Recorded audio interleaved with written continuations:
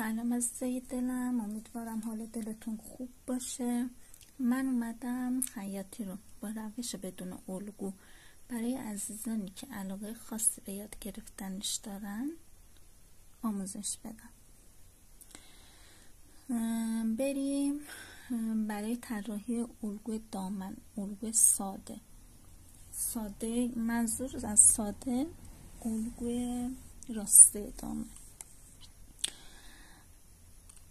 برای اندازه گیری دامن دور باسن رو اندازه میزنیم. من مثال گذاشتم 100. حالا دور باسن رو باید با سانتیمتر اندازه بزنیم که ببینین دور باسن طرف چقدره. من 100 رو برای آموزش گذاشتم. دور باسن 100 و قد دامن رو گذاشتم 60. قد دامنم به دلخواهیه که طرف قد دامن کوتاه میخواد یا بلند میخواد. من فعلا گذاشتم 60 که با این اندازه الگو رو در بیاریم. بریم برای طراحی کادر دامن. اول شما فرض کنین که این پارچه است. حالا میتونین این روش رو روی پارچه پیاده کنین، میتونین با الگو هم انجام بدین، میتونین رو الگو این طراحی رو انجام بدین، بعد بذارین رو پارچه رو برش بزنین، فرق نمیکنه حالا رو پارچه یا رو الگو. شما فکر کنین که مثال این پارچه است، دولای این قسمت و این قسمتشو، دولای باز پارچه،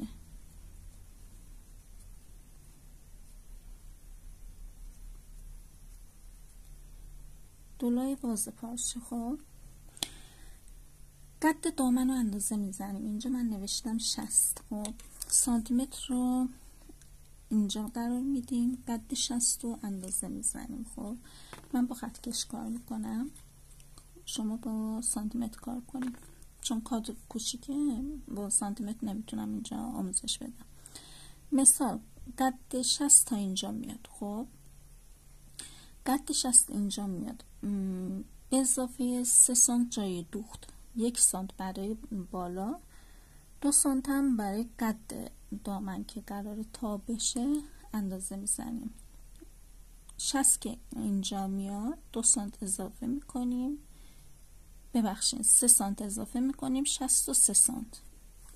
اندازه رو از همینجا تا اینجا اندازه میزنیم، همین سانتیمتر رو میذاریم اینجا، دوباره 63 سانت تا اینجا اندازه میزنیم. بعد خط کش رو به این شکل خط رو به هم دیگه وصل میکنیم. بعد قد باسن رو اندازه میزنیم. قد باسن نرمالش 16 تا 20 سانته. 16 برای هیکلای نرمال، 20 سانت که هستش 20 سانت برای مثلا افرادی که مثلا دور باسنشون 150 160 برای اونا 20 سانت اندازه میزنیم. ولی برای اینکه مثلا طرف دور باسنش 100 15 16 میذاریم. خب 16 سانت از اینجا میام پایین علامت میزنم،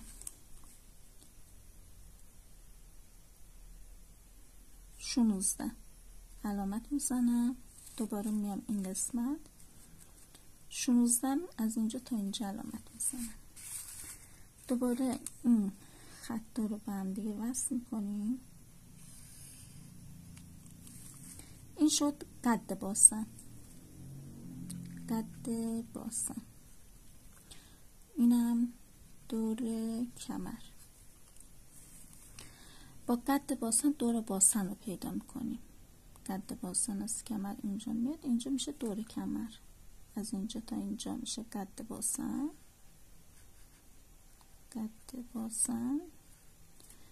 این خطم میشه دور باسن. خب برای اینکه بخوایم به دامن خب از قسمت پشت چاک بذاریم یا جای زیپ بذاریم، که از لبه الگو تا اینجا میتونیم 3 سانت 2 سانت 3 سانت اضافه بذاریم خط بکش. اگه قرار چاک بذاریم اینو مثلا تا حدودا 5 سانت الی 6 سانت این علامت رو میزنیم. حالا من به پشت دامن فقط به اندازه 2 سانت اضافه میکنم فقط برای جایزی. خب به این صورت بعد این خط رو تا اینجا اندازه میزنیم.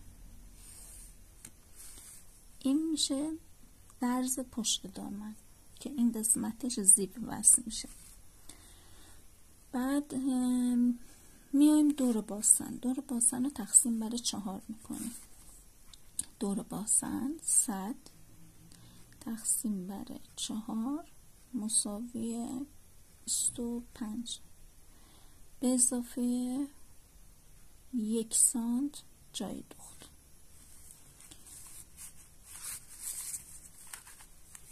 از این خط که اینجا جای زیپ اندازه زدیم سانتی متر رو میذاریم اینجا 26 سانت میایم این طرف. این خطکش سانتی مترش درست نیست، باید این سانتی متر رو با اندازه رو با سانتی متر بگیریم. مثلا معلوم مثلا میذارم این که اینجا میشه 26 سانت. خب بعد دوباره از دور باسن از این خط میزنم تا اینجا کدوم بود یادم رفت. خب 26 دوباره میایم اینجا همون 26 رو اینجا هم اندازه میزنم. خب این خط رو به هم دیگه وصل میکنم.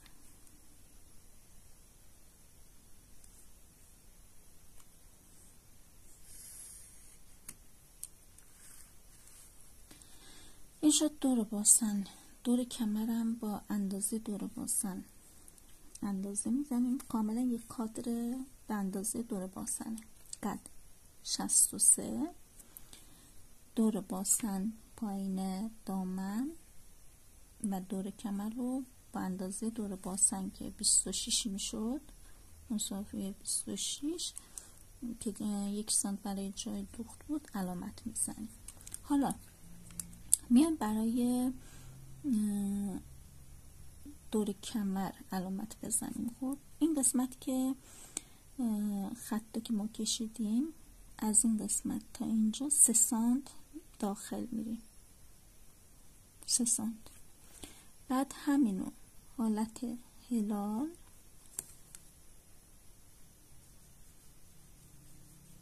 البته رو الگو میتونیم با خطکش دیم این کار رو به راحتی انجام بدیم. به این شکل ما میایم اینجا رو وصل میکنیم. ببین بعد این میشه دور کمر. خب دور کمر دور باسن. بعد فاصله ساسون اندازه میزنیم. فاصله ساسون مونده به دور باسن طرف دور سینه طرف. خب میتونین با دور سینه طرف هم این ساسون انجام بدین. اگه مثلا در دسترس نبودون اندازه میتونین از اینجا تا اینجا حدوداً 13 یا 14 سانت بیاین اینجا. خب من 14 سانت مثال من 14 سانت اینجا علامت زدم. خب همین علامت رو که اینجا زدیم به اندازه 14 سانت میاییم پایین. خب مثال اینجا 14 سانت همین 14 سانت از اینجا دوباره اینجا علامت میزنیم.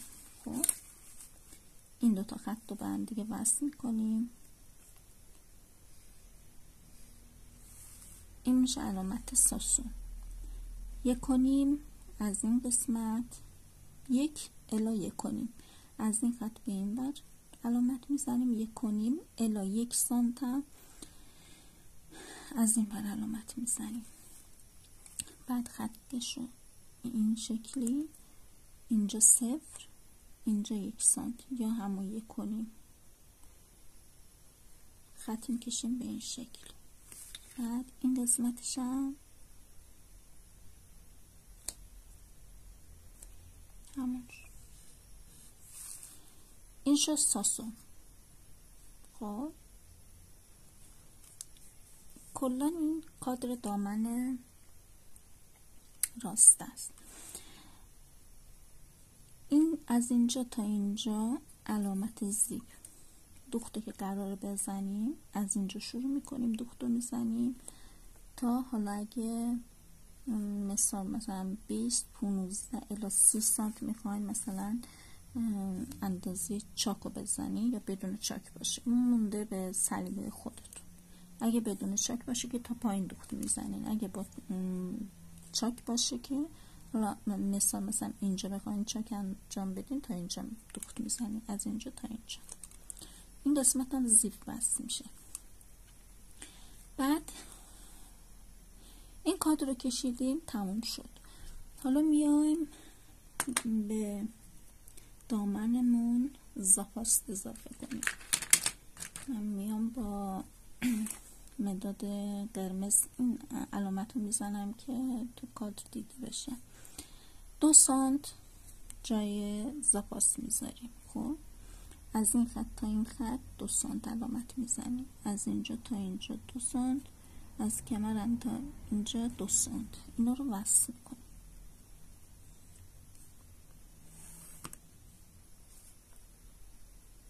طبق همین مدل که اینجا هلال کشیم، طبق همون مدل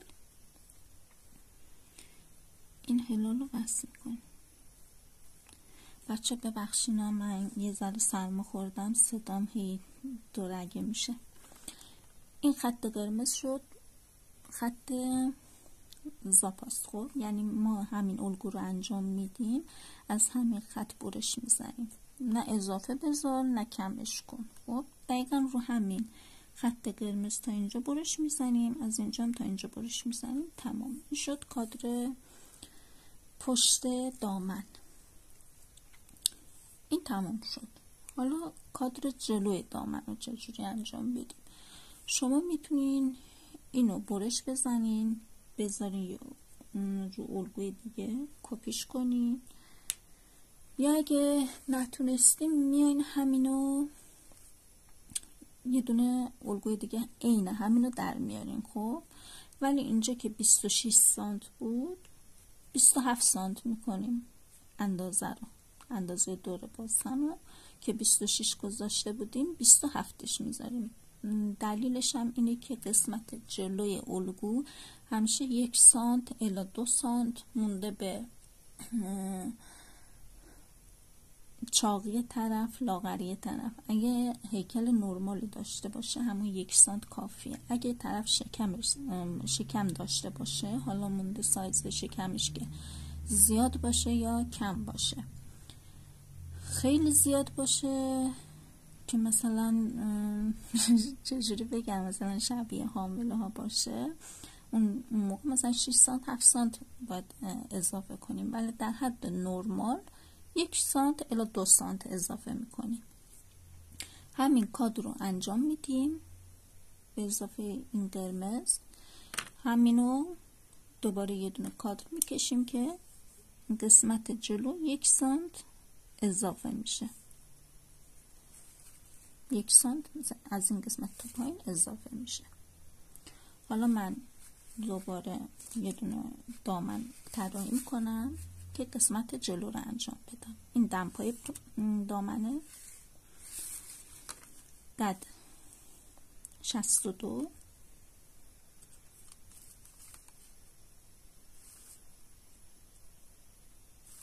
حافظه ماهی دارم 62 16 این چند سنتی بدم اینجا. خوب 16 مثال این 16 است. این خط رو میکشم دوباره کپی همین که اینجا پیاده کردیم همونه. 26 رو که اینجا دور باسن 26 زده بودیم اینجا میزنم 27. 1 سانت از اون بزرگتر 27. خب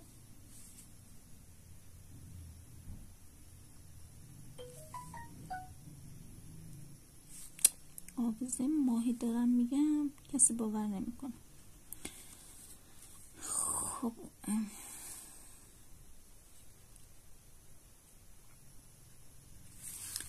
همین کادر رو دوباره وصل کنیم به هم دیگه. دور به تکون خورد، ببخشید بچه. این قسمتش رو هلال میاریم، همین که از اینجا 3 سانت دوباره طبق همون 3 سانت داخل میریم. خب بعد 2 سانت از اینجا تا اینجا علامتی که میذاریم جای اضافه است، جای اضافه است دیدیم.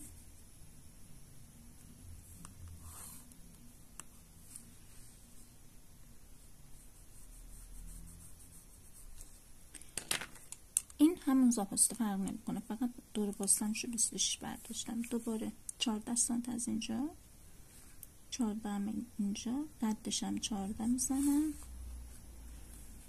خط ساسون 1 الی 1 و نیم،